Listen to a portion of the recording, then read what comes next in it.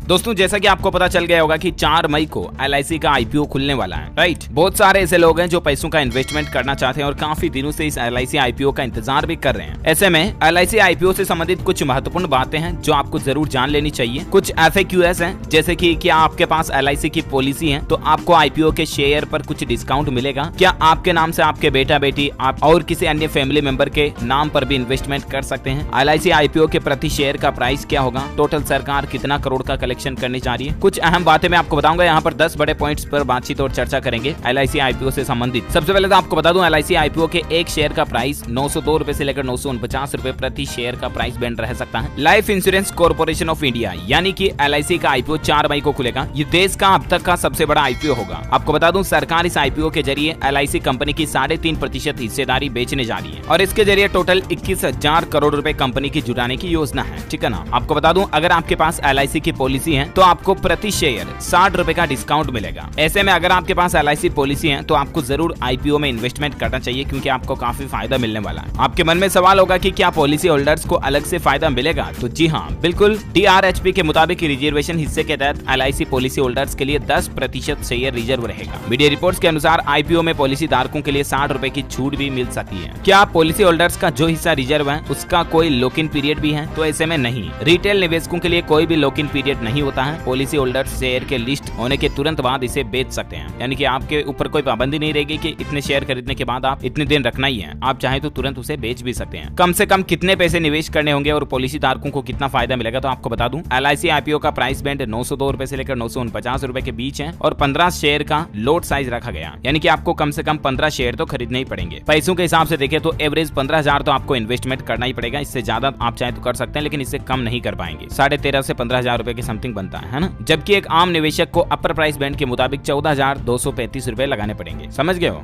Discount मिलने से आपको फायदा ये होगा कि आप पॉलिसी धारक कोटे में अप्लाई करते हैं तो आपको अपर प्राइस बैंड के हिसाब से एक लोट मिल जाता है। ऐसे में अगर शेयर मार्केट के शेयर 949 रुपए में लिस्टेड भी होता है तब भी आपको प्रति शेयर 60 रुपए का फायदा तो मिलेगा ही मिलेगा। एक और सवाल आता है कि क्या शेयर खरीदने के लिए पॉलिसी होल्डर्स के पास डीमेट खाता होना जरूरी होगा, तो जी हाँ बिल्कुल। सेबी के नियमों के मुताबिक किसी भी कंपनी के इक्विटी शेयर केवल डीमेट के रूप में ही जारी होते हैं, इसलिए कोई भी चाहे पॉलिसी होल्डर्स हो या रिटेल निवेशक उसके पास एक डीमेट खाता होना जरूरी होगा। क्या कोई पॉलिसी होल्डर्स अपने पति या पत्नी या बेटे या किसी रिश्तेदार के डीमेट खाते से आवेदन कर सकता है, तो नहीं। पॉलिसी होल्डर्स के पास उसके नाम पर ही डीमेट खाता होना चाहिए। अब आपके मन में सवाल ये भी आ सकता है कि डीमेट खाता कैसे खोला जाए, तो आप किसी भी ऑनलाइन जो ब्रोकर रहते हैं, बहुत सारे आजकल तो सेबी के कई सारे रजिस्टर्ड ब्रोकर हैं, उनके जरिए डीमेट अकाउंट खोल सकते हैं। कई सारे ट्रेडिंग और ब्रोकरेज कंपनीज अवेलेबल है। मैं यहाँ पर पर्सनली किसी का नाम नहीं लेना चाहूंगा वरना आप इसे सोचोगे कि प्रमोट कर रहा हूँ, ऐसा कुछ भी नहीं है। बहुत सारे ऑप्शन आजकल आपको मार्केट में मिल जाएंगे। हाल ही में अभी कुछ सालों के अंदर ही काफी नए प्लेटफॉर्म भी आए जिनमें आप मोबाइल एप्लीकेशन के जरिए भी डीमेट अकाउंट खोल सकते हैं और मोबाइल के जरिए ही शेयर मार्केट में इन्वेस्टमेंट कर सकते हैं, राइट। हालांकि आप ब्रोकरेज हाउस के पास ट्रेडिंग खाता खोलेंगे तो डीमेट वाला काम वह ब्रोकर ही कर देगा। डीमेट अकाउंट खोलने के लिए आपके पास पैन कार्ड, एक बैंक अकाउंट, आपका आइडेंटिटी कार्ड और एड्रेस प्रूफ का डॉक्यूमेंट होना जरूरी होगा। एक सवाल ये कि मेरी एक जॉइंट लाइफ पॉलिसी है, मैं और मेरी पत्नी दोनों रिजर्वेशन के पात्र होंगे या नहीं, तो पॉलिसी होल्डर्स रिजर्वेशन हिस्से के तहत इक्विटी शेयर्स के लिए 2 में से केवल एक ही आवेदन कर सकता है। ऑफर में बोली लगाने वाले आवेदक का पैन नंबर पॉलिसी रिकॉर्ड में अपडेट किया जाना चाहिए। आवेदक अपने नाम पर एक डीमेट खाता भी खोल हुआ रखना चाहिए। यदि डीमेट खाता ज्वाइंट है तो आवेदक को डीमेट खाता का प्राइमरी होल्डर होना चाहिए। ये कुछ एलिजिबिलिटी है। इसके अलावा दोस्तों अगर आपने LIC पॉलिसी में अपने आधार कार्ड, पैन कार्ड और बैंक अकाउंट को लिंक नहीं कर रखा तो वो भी आप तुरंत लिंक कर लें। अभी 4 मई तक काफी समय है आपके पास, तब तक आप अपडेट कर सकते हैं। एक और सवाल कि मेरे पास LIC की एक लैप्स पॉलिसी है, क्या मैं पॉलिसी होल्डर्स रिजर्वेशन के तहत शेयर खरीद सकता हूं? तो सभी पॉलिसी जो मैच्योरिटी, सरेंडर या पॉलिसी होल्डर्स की मृत्यु होने से LIC के रिकॉर्ड से बाहर नहीं हुई है वे सभी पॉलिसी होल्डर्स रिजर्वेशन हिस्से के तहत पात्र होंगे। आप IPO में कैसे निवेश कर सकते हैं, तो इसके भी कुछ सिंपल स्टेप्स आप देख सकते हैं कि आप अपने नेट बैंकिंग अकाउंट में लॉगिन करें, इन्वेस्टमेंट सेक्शन में जाएं और वहां पर आपको IPO, E-IPO के ऑप्शन मिलेंगे। डिपॉजिटरी और बैंक अकाउंट्स के डिटेल्स बने, कितने शेयर आप खरीदना चाहते हैं उनकी संख्या और बिड प्राइस डालें, सारी जानकारियां दोबारा चेक कर लें। वेरिफिकेशन प्रोसेस आपसे मांगी